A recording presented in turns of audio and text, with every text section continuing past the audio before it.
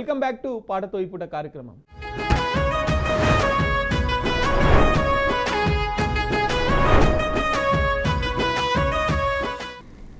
Okay, మీరు తెలంగాణ ఉద్యమంలో ఇంకెక్కువ పాడిన పాట?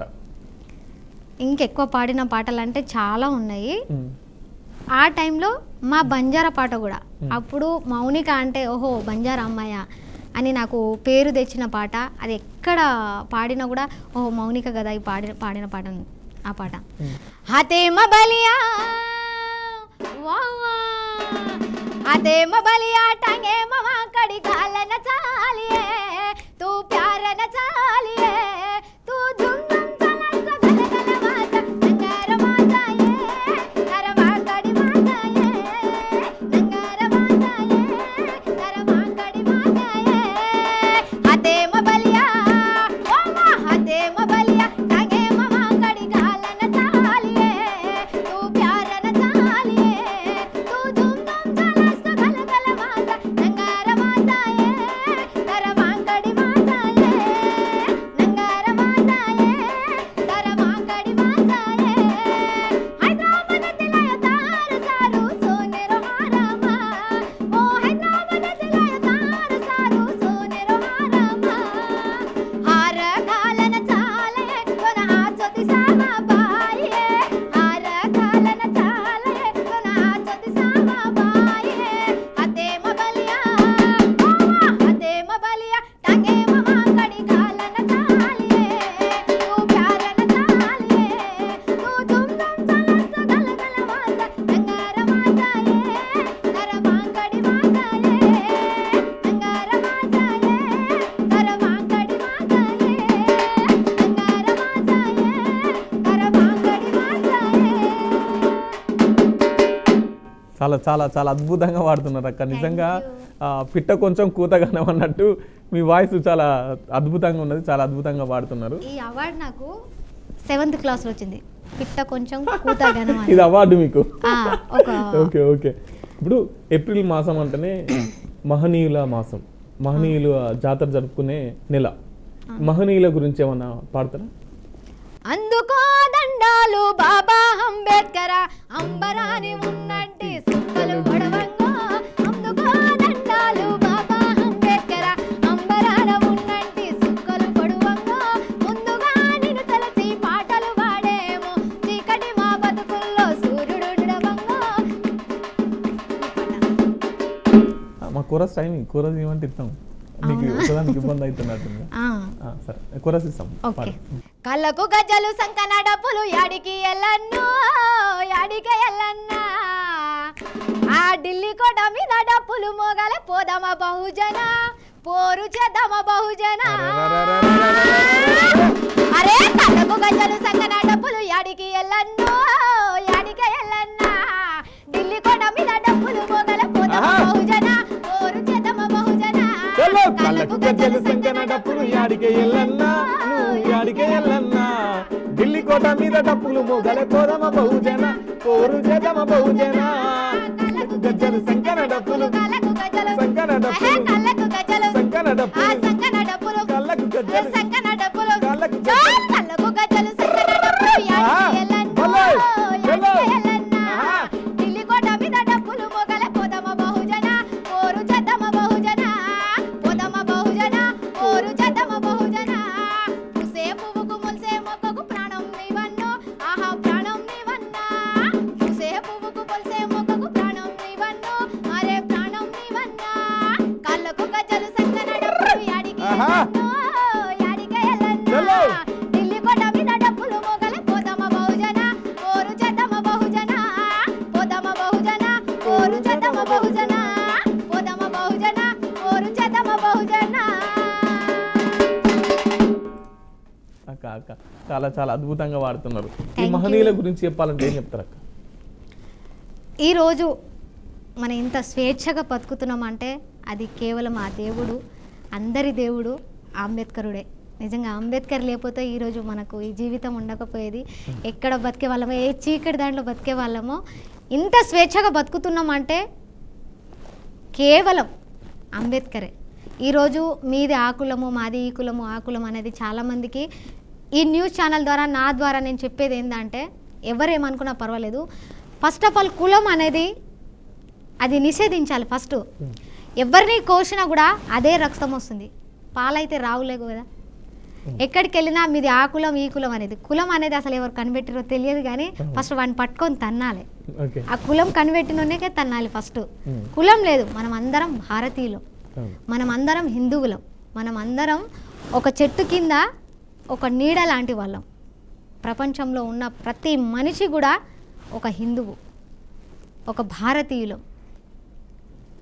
కాబట్టి ఆ దేవుడే లేకపోతే ఈ రోజులు ఇలా ఉండేవి కావు. ఓకే, ఇప్పుడు మీరు మహిళ కదా అక్క, ఇప్పుడు ఏమైనా ప్రోగ్రామ్కి వెళ్ళినప్పుడు లేట్ అవుతుంటుంది, రావడం పోవడం చాలా ఇబ్బంది అవుతుంటుంది, మీకు అక్కడ కంఫర్టబుల్ ప్లేస్లో ఉండేవి, అసలు మీరు ఏమి ఇబ్బందిగా ఫీల్ అవ్వలేదా?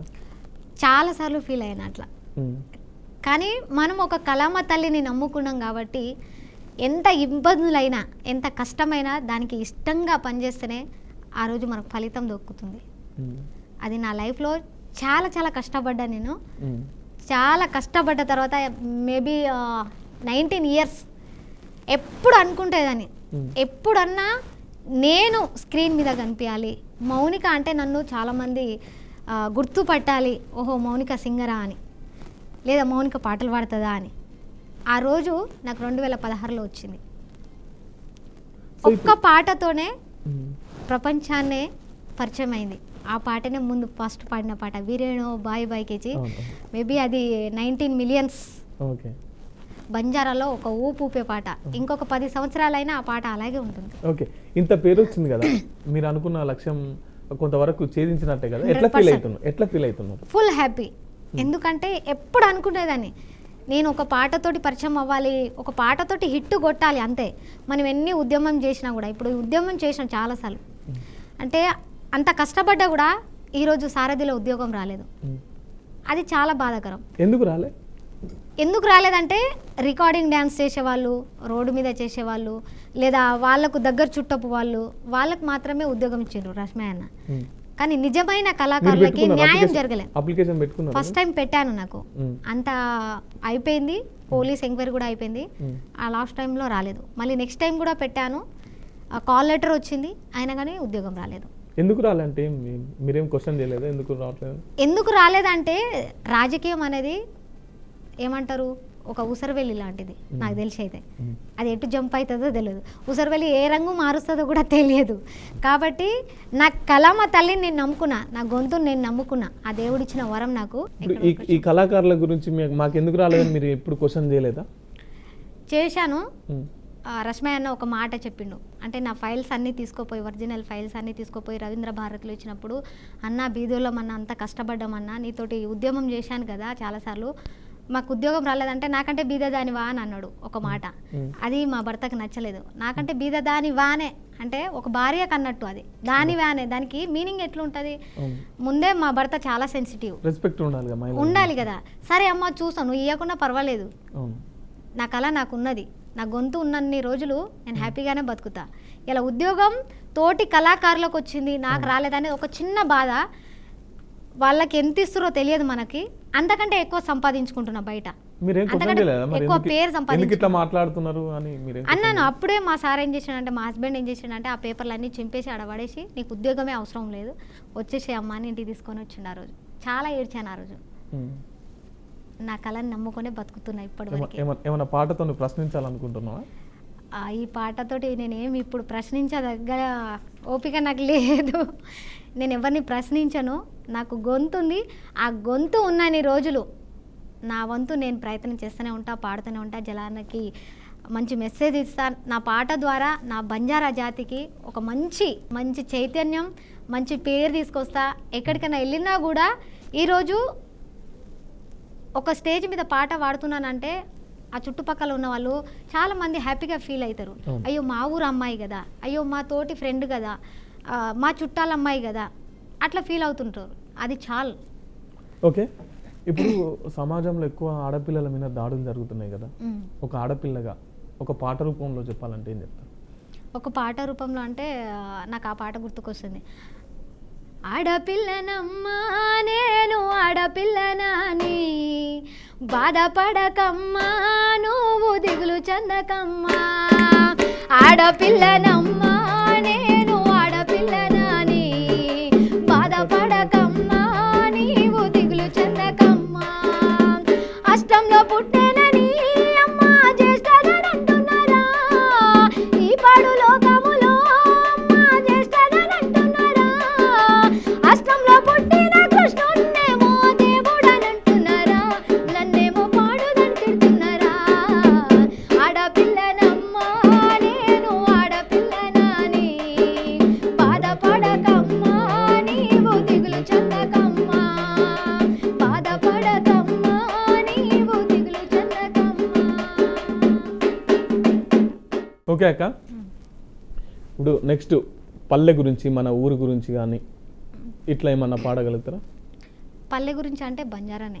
భియతరి ఘరరి పామణి ఆయిరే భియతరి ఘరరి పామణి ఆయిరే ఆతు అతు ఆద మహావాట బులాగీతురే ఆతు అతు ఆద మహావాట బులాగీతురే పరమే పరవసగన పడగి బియా మార వరహ మన వాట వతహ భియతరి ఘరరి పామణి ఆయిరే భియతరి ఘరరి పామణి ఆయిరే ఆతు అతు ఆద మహావాట బులాగీతురే ఆతు అతు ఆద మహావాట బులాగీతురే వరమే పరవసగన పడగి బియా మార వరహ మన వాట వతహ బియన వరహ మన వాట వతహ తూ పత్తెన ఒత్తెన ఆయి బై మార వరహ తొన వాట వతహ తూ కత్తెన ఒత్తెన ఆయి బై మార వరహ తొన వాట వతహ బియతరి ఘరరి పామణి ఆయిరే బియతరి ఘరరి పామణి